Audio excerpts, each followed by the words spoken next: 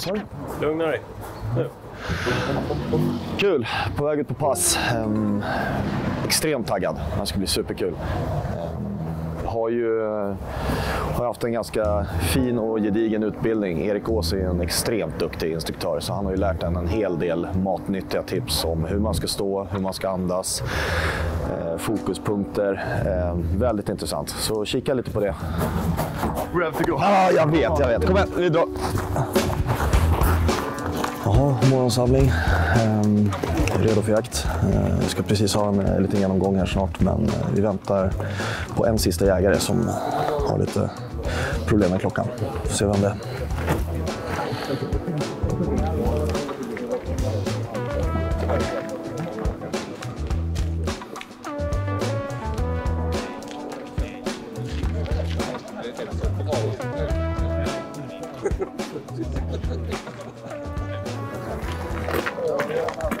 Ja, nu är det kanske dags för lite genomgång till slut. Keep track of your gear. That will a smooth transition from the car to stand.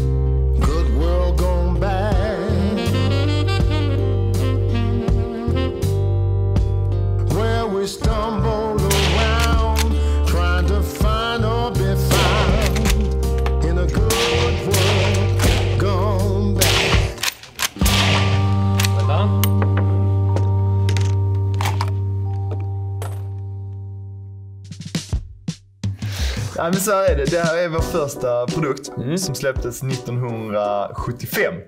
Heter då Aimpoint Electronic. I detta fall så har jag gjort på ett blaserfäste. Det tror jag är första gången i historien. Ja, det här var ju det slog mig. Det är faktiskt så att vi fyller ju 50 år nästa år. Så vi var och kollade i vårt lilla museum, så slog det mig att vi hade ett blaserfäste och vi hade siktet och vi ska ut och jaga i helgen. Så att, tanken är att skjuta in den imorgon faktiskt och se om den kan även fungera här efter millennieskiftet. Vad tror du? Jag är helt övertygad. Ja, det är så. Ja, helt övertygad. Det är principen är densamma. Ja. Men tekniken har gått framåt, inte minst i klarhet på linserna såklart, batteritid. Men även här är en riktig nackdel här, det är att inskjutningen ligger ju oskyddat. Ja, det är en sån där gammal klassisk. Liksom inget knapplöst där. Så det är väl ganska uppenbart en nackdel. Men oavsett, så det här har vi rötterna. Den där skulle jag vilja ha på. Ja, men det är kul. Det ska bli superintressant att prova. Ja. Punkten är ju väldigt ljus och så, men den är ju lite större. Jag vet inte riktigt vilken miljon den har. Nej, men det här var ju förvånansvärt bra ändå. Eller? Riktigt imponerande. Och som grunden i alla våra produkter, med att du har båda ögonen öppna. Ja. Så om det är så eller som något av våra nya, det är faktiskt samma sak. Ja, man tappar ju lite.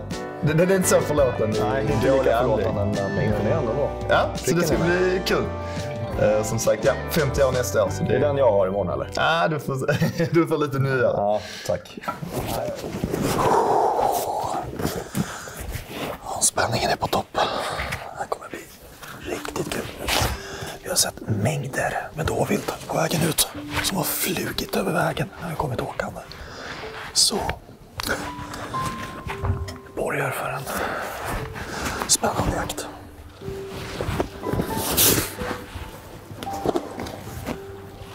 Här blir det trångt och vi ska på plats 2.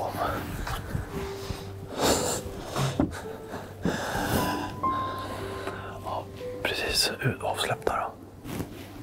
Kommit upp på pass. Hundarna går igång om 1 minut. Det här är vi står på som en liten myr här inne. med världens tätning framför oss där alla hundarna kommer rota runt. Så här gäller det att vara på spänn. Det var ganska långt skotthåll åt det hållet, men ja, vi får se. Annars är det ganska trevliga skjutavstånd. Där kommer jag.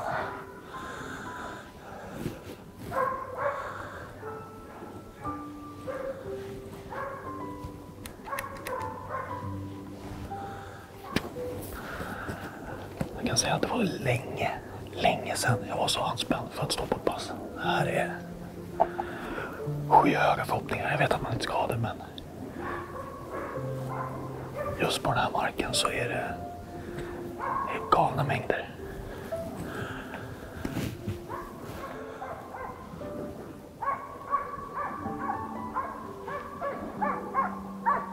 Nu är det upptag på riktigt.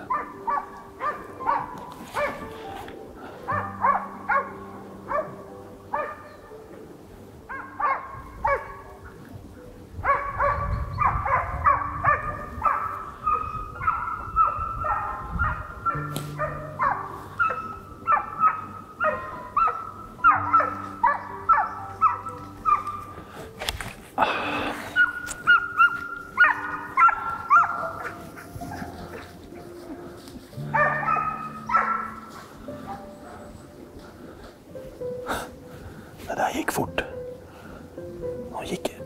De måste ha gått upp den precis här inne. Kom som en kanonkula.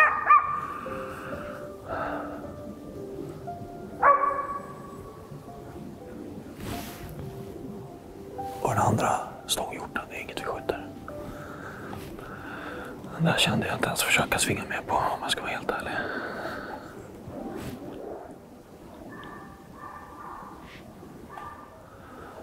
Ja, den där situationen är en sån där grej som man står och bearbetar efteråt.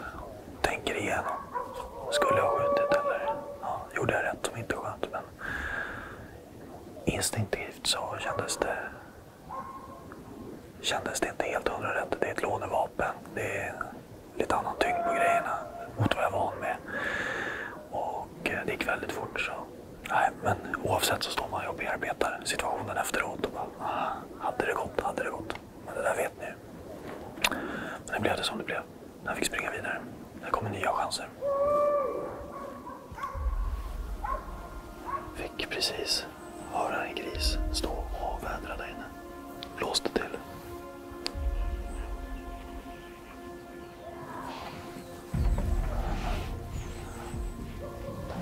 Det var den jag hörde. Men vi har ju som sagt rapport på att det är smått inne. Så nu är man väldigt extremt noggrann med de stora grisarna. Och det där var ingenting som jag anser att det var kallt. Kanske syns bättre på kameran, men jag tyckte det var väldigt rund. Alexander står inte så långt bort från mig. Så det har smält en del där borta. Jag undrar hur det gått för honom.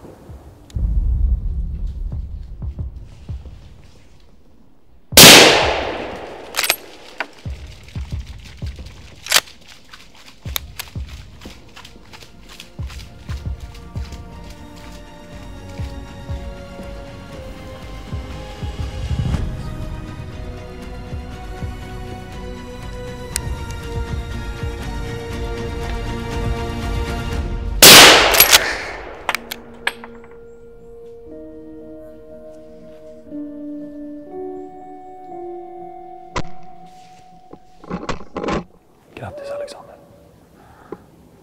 Jätteglad för din skull.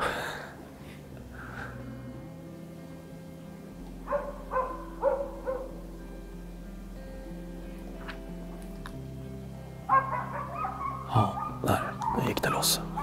Det är nog grisar.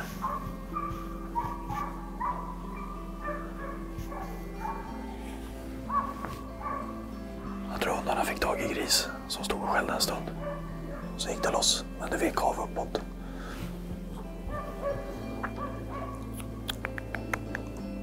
Ja, som ni kan se så har ju hundarna vargstålpåse här nere. För det finns ett revir i direkta närheten utav det här godset.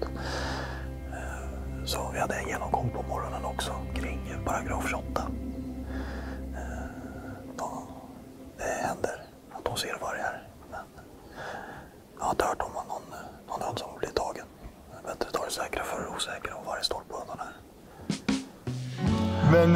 vi snackade lite innan, men du har använt våra produkter en del. Det blir inte första gången här. Nej, absolut inte. Jag har kört Aimpoint i många år. 12-14 år, jag kan inte minnas när jag köpte första. Den är inte så här gammal. Jag började med en det är ju ingen av oss. Nej, precis så är det. Jag började med en H1 och sen har jag gått över till H2 och så nu har jag både C2 och på hagelbössan har jag även. Nice, vad kul. Så jag har hela segmentet och jag går ju mycket med hund, så för mig är det väldigt, jag älskar siktet. Det är, man vet ju i vanliga fall om man går med ett drevverkssikte och så ska du kanske ha ett flipplock och det ska hinna upp eller någonting. Har du inte flipplock så är det fullt med snö. Jag har varit med i situationer där det har varit snö fram på H2. Och man tar upp och man ser pricken ändå eftersom man har båda ögonen öppna. Och det funkar. Det är så instinktivt skytte med Aimpoint. Så som hundförare är det outstanding tycker jag. Alltså om man jämför med ett lågförstorande, alltså ett kikarsikte, lågförstorande, så det tar någon liten millisekund när du ska upp vid snabba skott att få hjärnan att koppla över. Hitta eyeboxen, kanske optiken skiljer sig lite mot omgivningen, krispigare färger. Så för mig är det här, det blir så instinktivt att liksom man har koll på målbilden och så bara dyker upp en röd prick och du vet att där kommer den ta oavsett hur anlägget är eller så. Ja, men du vet själv om du står med ett kikarsikte, kvittar om det är 1.6 eller 3.12, men det gör en sån skillnad att kunna ha båda ögonen öppna. Och det har fokus på målet. Det kan finnas superobehagliga situationer, att det kommer något vildsvin, helt plötsligt dyker det upp en liten terrier bakom. Det kan vara hin och kalv eller 2 kalvar, vad det nu må vara. Ja. Så det blir lättare och säkrare, inte minst. Det kan vara en sten eller en stubbe som också förändrar situationen. Nej, det får en helt att annan... kolla genom en tub på drevjakt, framförallt i rörelse, det är inte det naturligaste. Nej, och du missar många detaljer. Exakt. Så, nej, det är också en väldigt stor styrka med Aimpoint, måste jag säga.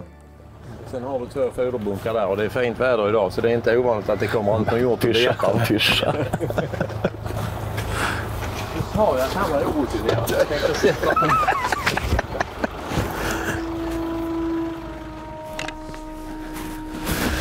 20 oktober och man står i skjorta och t-shirt. Det hör ju inte till vanligheten. Pass med mycket öppna ytor. Vi hamnade på ett väldigt fint pass med ganska lång utsikt, så här kommer det att bli lite som något tidigare pass vi har haft där man kommer se mycket vilt men troligtvis inte kommer kunna skjuta, för jag tror att det är säkert vi ska mäta upp med rangefindern, men jag ska tippa på att det är 250 meter bort till andra sidan där. Här precis nedanför tornet så kommer det troligtvis gå väldigt fort. Det är bara en sträcka på 5-6 meter över vägen. Så ja, får se om man hinner könsbestämma och allt det där som ska hinna göras i någon mikrodelsekund. Nej, fint. Drevet kommer härifrån. Det är en jättegrantätning precis bakom oss. Men han har även 2 killar från andra sidan som kommer gå igenom de tätningarna för att sen gå över och hjälpa till här. Så här i början kan det komma vilt från alla håll, så nu är det bara att göra sig redo. Hamnar man på sånt här pass så är en sån här riktigt bra. Mäta upp avstånden. Kan självklart gå in i WeHunt eller något och mäta ut också att det är skogskanten och grejer. Men här kan man ta lite riktmärken och sen liksom lägga upp en plan att ungefär så här långt, där kan jag ta skottet. Och, ja, man bygger upp en färdig plan så man har det, så man inte slipper fundera över det när viltet kommer. Att vet man att det till exempel bortanför den där virkeshögen, så ja, nej, då skiter vi det. Så man skapar riktmärken. Det är väl det jag gör när jag kommer ut till sådana här pass, där det är längre avstånd.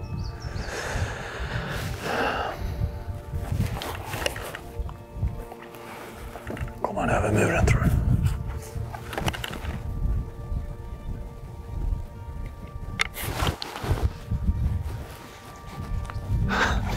Ja, det gick för snabbt.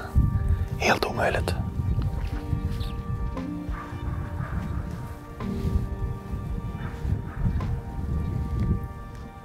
Fick jag precis höra på radion att Alexander har lyckats skjuta igen. Jäkligt kul.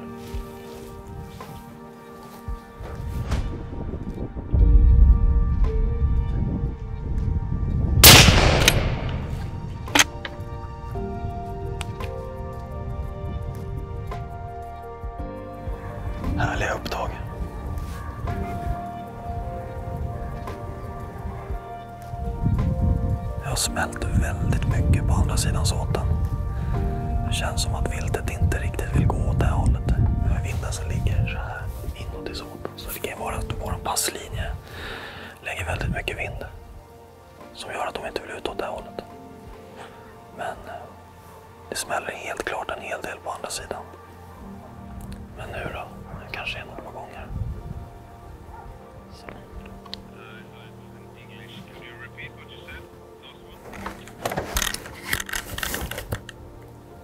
Jag kan inte skjuta dem på vägen.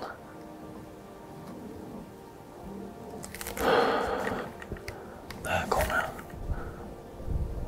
För liten.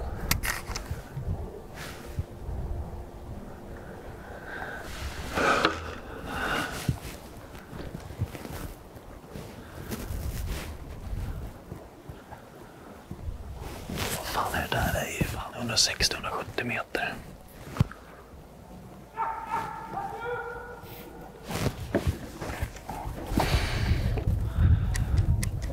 Passerade ett gäng dovär längre bort, men det var alldeles för långt bort, 170 meter.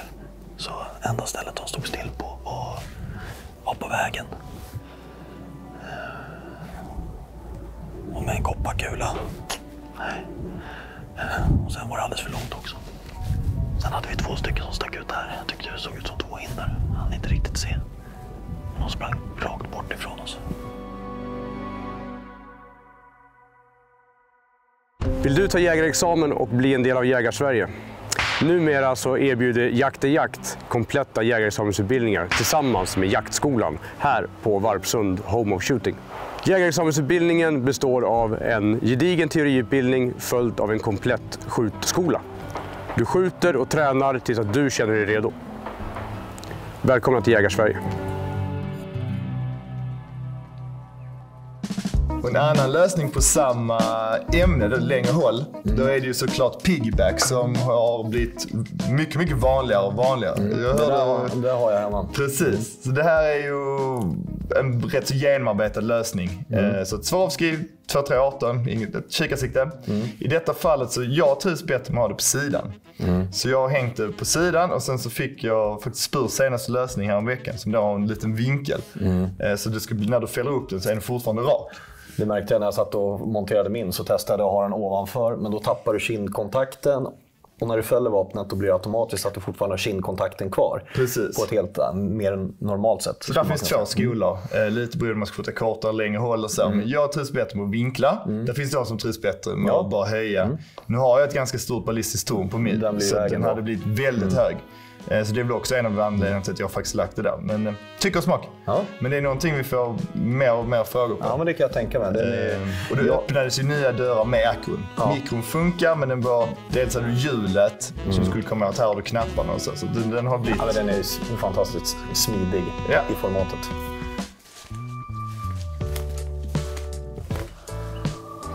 Ja, nu är vi på plats. På pass. Väldigt fint pass. Ja, som en liten... Sitter i kanten av en mosse. Drevet kommer komma så här framifrån. Alexander står där borta.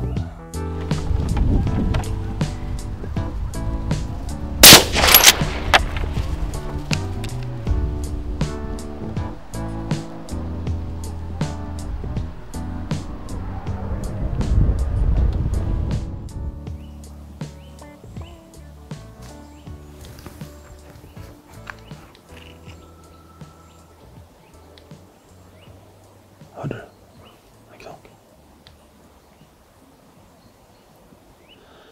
Ja, på den här marken så får man skjuta direkt när man kommer på pass innan de har släppt hundarna.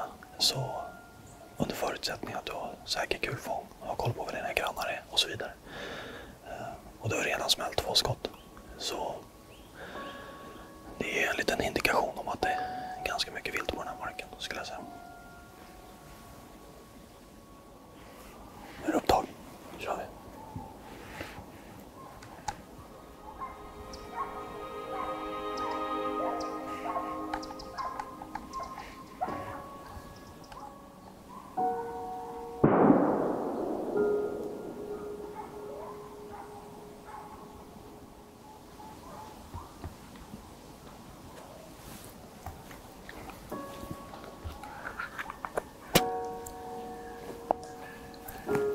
Säg det, det här brukar hjälpa.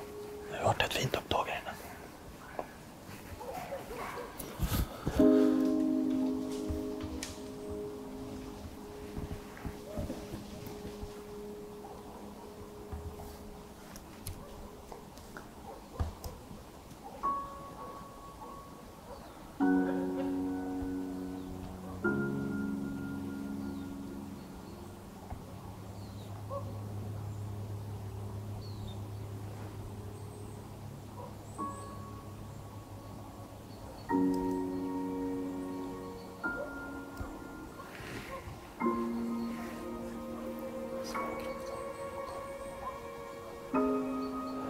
Hyfsat fin skovel.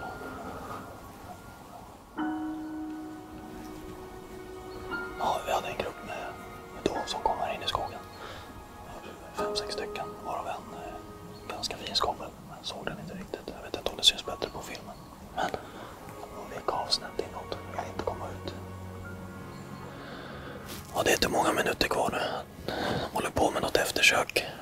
Jakten pågår som vanligt ändå. Men det är väl en 10 minuter kvar av det här drevet skulle jag säga. Det har lugnat ner sig en hel del. Man blir lite lurad av det är en stor eka borta som fäller ekollon. Med några minuters mellanrum. Så varje gång det ramlar ner ett ekollon då blir man lite så här, nu är det på. Men så var det inte. Så. Här kommer utställaren. Ja, det var det hela. Inget skjutpartypass. Så tar vi till drev innan lunch. Hoppas på bättre lycka då. Som väl ett år sedan nu så blev ju AR tillåtet för jakt i Sverige. Så frågorna på dels optik där du har rätt optisk axel så att säga. Men även med magnifier som vi kallar det, förstoringstillsats som heter på svenska har ju... Det är den du fäller in på. Exakt, man kan faktiskt ha den fixed också. Men i detta fall så är den flip. Ja. Det är faktiskt en tredjepartslösning som lämpar sig lite bättre för jakt. Du frågade ju innan hur det funkar. Och en 3X som vi har den är ganska kort i eye-reliefen. Så att man behöver en Picatinny-skena som är längre bak än normalt så att säga. Återigen, de är framtagna för att sitta på karbiner. Och då har du väldigt lång Picatinny. Exakt, närmare nästippen. Men i detta fall, vi kan bryta ner den i molekyler. Det är ett blaser original med extension, det är egentligen för termiskt. Så de skjuter ju bak, jag tror det är 8 centimeter. Just det, de där som man... Härifrån. Därefter en helt vanlig akro, helt vanligt fäste, 22 mm. Sen är det faktiskt, som jag sa, en tredjepartslösning från Arisaka, ett amerikanskt bolag, som har sin egen variant på flip mount. Så att man bara fäller den åt sidan. Men det de har lyckats få till är att den är också på 22 mm. I vanliga fall så är det 30 eller 39. Och på ett jaktvapen där vi redan har kolvkam så blir det helt tokigt att lägga på ett ännu högre sikte. Precis. Du såg själv när du kollar på ditt lånevapen här, så till och med på den, på lägsta möjliga fästet, hade du kolvkammen upp ju. Här skulle du behöva den ännu högre. Så det är någonting som är intressant. Nej, men det var en riktigt intressant lösning, för den hjälper ju verkligen till när man får ett lite längre håll. Men precis. Sen åter, alltså alla inputsikter är ju förkortat till medellånga håll, men är det så att man behöver komma lite närmare eller de står still eller vad det nu må vara. Så det är nog ingen dum idé inom jakten. Den hänger där liksom, men den är inte i vägen. Nej, och den är stabil och tål mycket. Absolut. Smällar och grejer. För den här spelar egentligen ingen roll. För den blir en parallax. Ja, precis. Den bara förstorar av. Så inskjutning och allting sköts i siktet. Så oavsett om den här glappar lite så kommer det ta spikrakt. Det känns ju bra också. Och man skjuter in den, det är rent visuellt. Alltså att den är centrerad i förstoringstilsatsen. Okej. Ja, då är vi ute på ett nytt pass här nu. Hamnade med väldigt stor uppsikt över stora fält. Så vi kommer troligtvis se en hel del vilt här. Men mycket som ska stämma för att det ska komma rakt här. Vi står precis i en kil också mellan 2 skogspartier, så det är en hyfsat naturlig övergång här skulle jag säga. Vi får se ifall de väljer att komma här. Det blir bra. Där är springgrisar. Kolla där uppe. Brungrisar.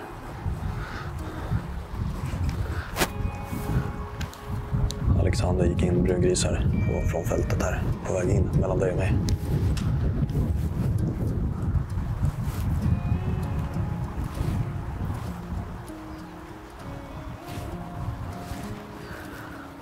Det är lite drygt och inget vi skjuter.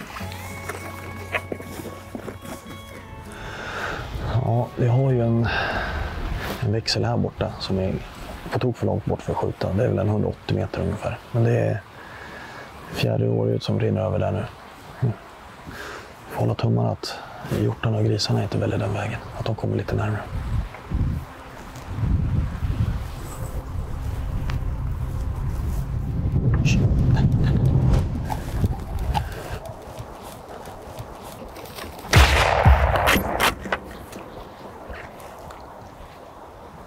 Där la den sig.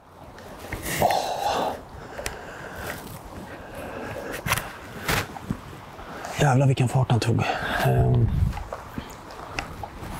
Tog lite långt bak, men den la sig i alla fall. Vilken växel han la i. Ja, kul, en gris ligger. Bra.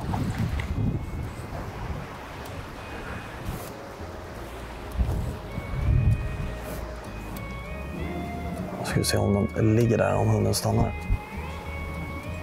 Jajamän. Skönt. Sprang den 30 meter. Nej, det var en... Han la i en raceväxel, den där grisen. Så jag hamnade lite bakom i skottet, kände jag. Men det gick ju bra. 30 meter, det är ändå bra. Ja, det här är ju en typisk situation när aimpoint är världsklass A. Snabbt, du får med allting. Nej, det känns riktigt bra.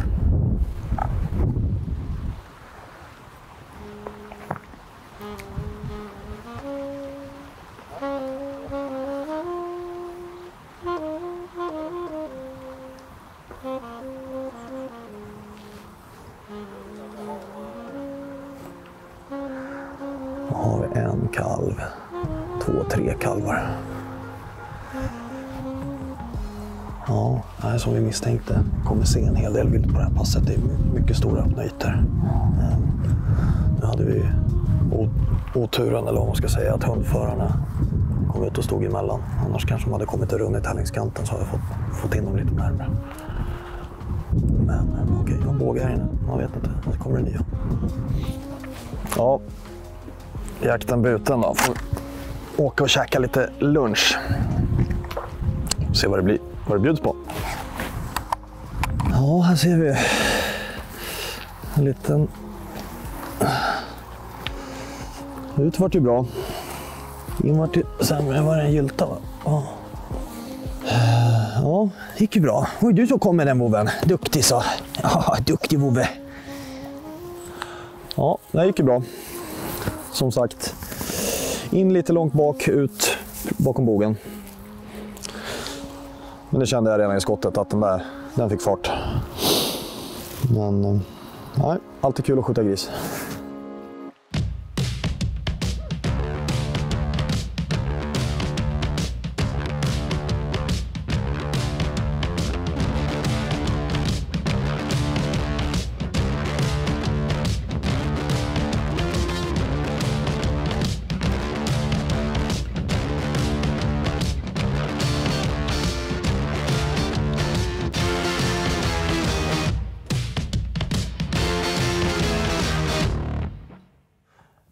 Ja, sen har vi ju Akron då, den här lilla smidiga som vi har kikat på.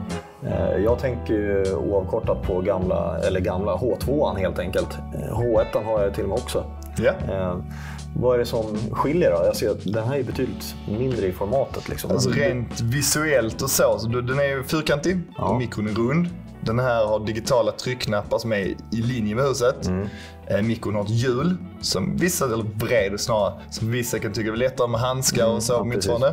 Ja, flippskydd går på båda. Så det är egentligen designen, att den är mer strömlinjeformad. Sen har ju mikron fästet underifrån. Så man behöver dra 4 skruvar som kommer upp i huset. Just det. Vilket gör att du alltid måste ha ett fäste, om jag uttrycker mig så. Vi kan kolla sen på dubbelstudsen, ska du se. Men där finns absolut fördelar med akron. Det är det senaste och hetaste. Men mikron har vi ju fortfarande 2, 4, 6 mio i. Ja, du kan välja mer öppet på storleken på pricken. Exakt. Här har vi valt en mellanväg då som är 3,5. Ja. Men det ska tilläggas att sen vi släppte den här så har förfrågan på de större punkterna lavinartat ökat. Okej, de vill ha... 3,5 var någon form av dörröppnare som sen har öppnat till 4 och 6 mio. Ja, okej. Och 6 mio, om vi går tillbaka till grunden till det så kan det vara dels att man gillar punkten. Men primärt är det om ögonen inte lirar längre. Så du börjar få kanske en lite kometliknande punkt eller mer som en stjärna. Och då ska du gå upp i MOA? Generellt sett ja. Generellt sett, okej. Sen finns det mer nischade, låt att du går mycket eftersök, mycket med lampa. Då får du ju extremt starkt ljus på ett ställe. Då kan det vara lättare med en större punkt att hitta den. Samma tänk som vi har på vår hagelsikte då. Som den gamla var i 6 mio, nu gick vi upp till 9 mio med Acro S2. Okay. Så ju snabbare du ska kunna skjuta, desto större punkt skulle man kunna säga. Sen är det upp till var och en att bestämma det. Men kokar man ner allting till sin grund så är det är båda ögonen öppna, det är fokus på målet. Och sen då de senaste åren har vi lagt ett oerhört fokus på snabbfäste. För det är där vi ser att vi kan få på det på alla möjliga konfigurationer. Nu blir det mycket blaser här, det blir 3 stycken. Men vi har Tikka, vi har till AR-vapen såklart, till vanlig Picatinny. Vi har dubbelstudsare, halvautomater. Tickan här är ju super nice. Sen kör man ju rakt i lådan. Så då har det här rekylstoppet som går ner i. Så att du går och köper en Tikka. Det kostar, jag vet inte, 20 000 servi. Ska du då köpa en Picatinny-skena plus ett fäste plus ringar. Det blir några tusen lappar. Men den här drar du rakt i lådan. Ja, det är fantastiskt. Och sen så då har du ringar som också går rakt i lådan. Så den här har blivit väldigt, väldigt populär och Tikka är ett vapen som har sålt i stora antal. Sen finns det givetvis andra lösningar om man vill ha Leopold QR, Picatinny-skena eller andra. Men det här är verkligen en smidig lösning. Men den finns också både till mikro och akro. Ja.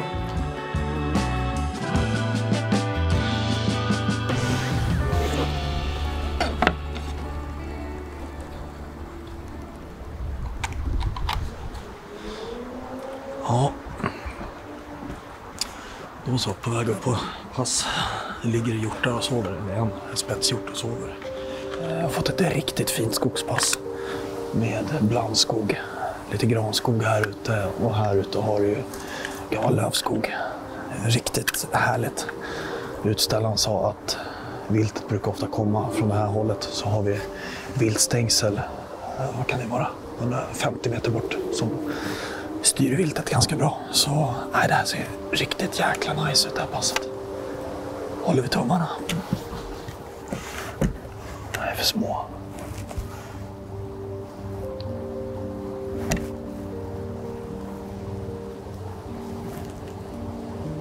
Ett bra tips på sådana här typer av jakter när det är väldigt gott om vilt, det är att komma ut och göra sig ordning så fort som möjligt på pass. För på många ställen, likt på det här, så får man ju skjuta direkt när man är på pass.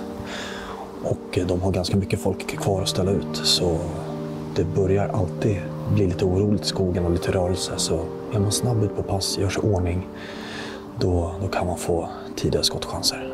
Så jag håller tummarna. Alltid de här jäkla tummarna som man ska hålla. Men vi gör det i alla fall.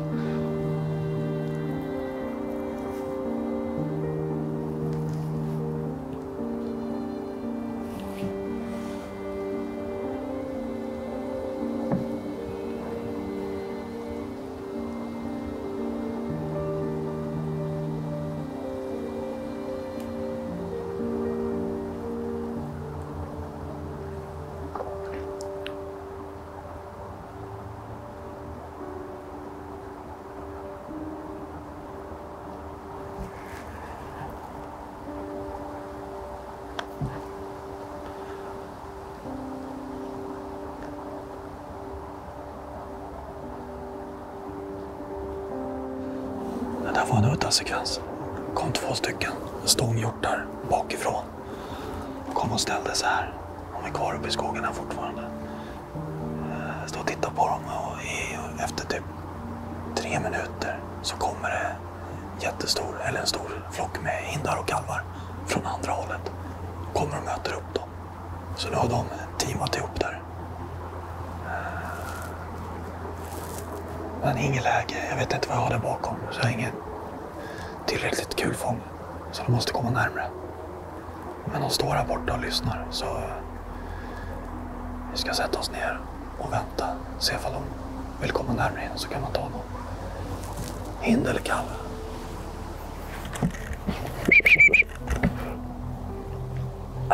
Fuck. Den var jag inte förberedd på. Ja, jag skulle stått upp. Där kom som gubben i lådan. Den där hjorten kom ju ner i svackan här, så vi såg den inte. Bara dök upp här nere som en stor fåra. Och så bara snabbt upp. Så hade man stått upp så här, då hade det kanske gått annorlunda. Ja, det hade gått. Ja, så kan det gå.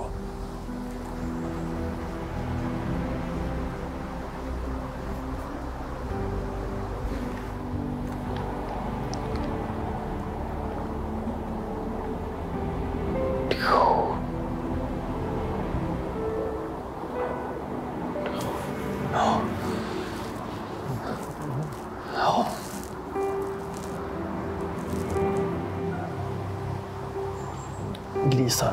En ensam, stor. Vart tar du vägen då?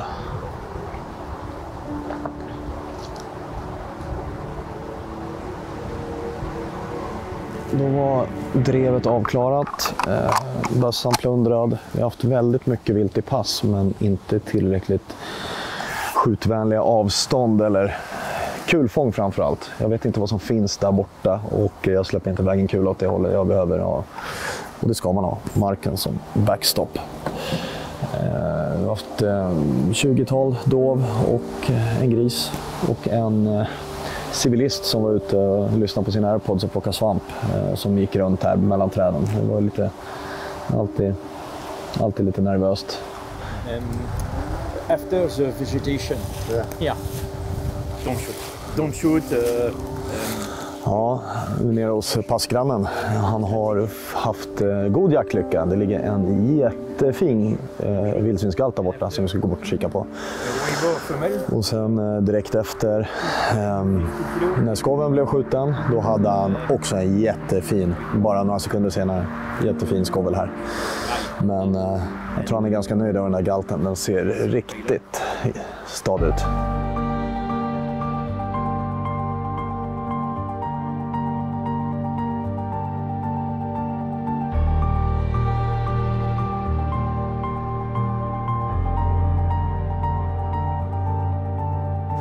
Två dagars jakt i Skåne då. Herregud vilken jakt. Fantastiskt. Riktigt häftigt. Det har varit sjukt mycket vilt.